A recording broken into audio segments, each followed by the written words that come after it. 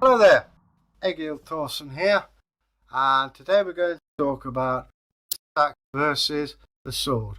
I'll explain more later, but before we do that, just sit down, relax, and it'll make time go easier. I hear you say, what is a British sax? Well, here we go. This is Norwegian, we can tell by the triangular pommel. It's a single-edged weapon.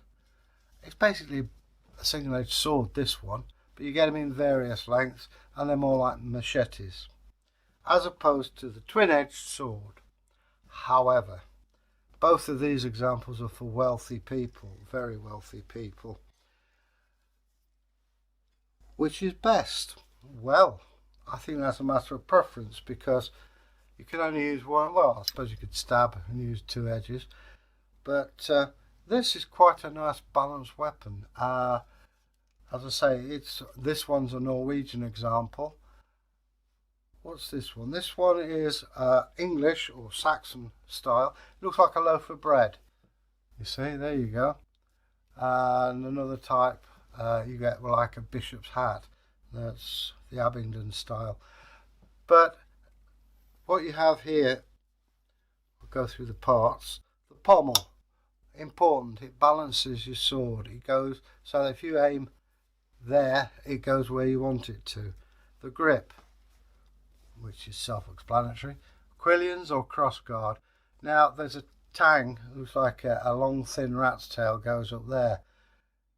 Now in the Viking times and Saxon times, you'd put the crossguard on and then you put the pommel on, and then you'd heat the tang, bash it over.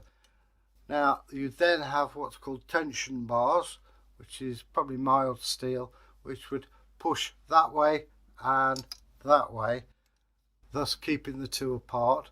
And then you have something probably organic, like could be ivory, could be wood, wrapped round with leather and glue. Then we have the blade with the edges. You have here the fuller. That's not, as some people will tell you, for blood.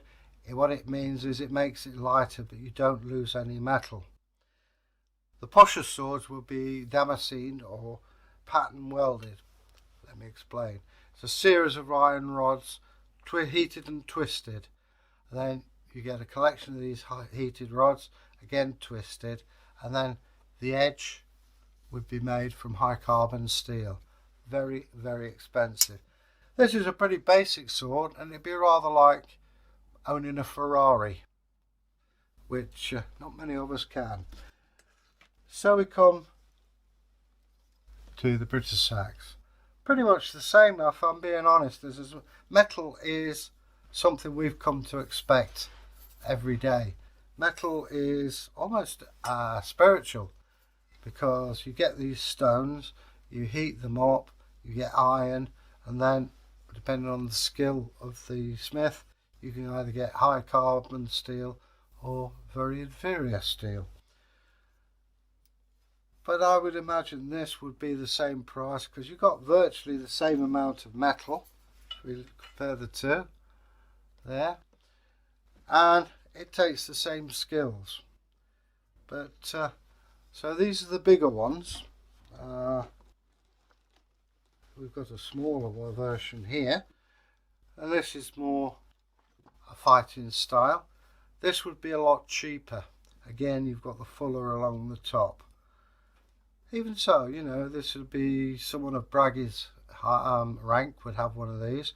It's also a sign of your freedom. But you can see the difference in that.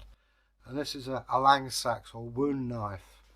I was always told that the larger one was called a British sax. No doubt some people will disagree. That is your prerogative, please let us know. So I'll just put that one away. So which is more effective? Well, a sword is alright as long as you're about 33 inches away. If your opponent's got a 9-foot spear, you're on a loser. Or if they've closed you up. Imagine, you've seen the police, riot police, they have shields linked. And if you push in close, there's nothing much I can do. But with a shorter weapon, I can stab underneath.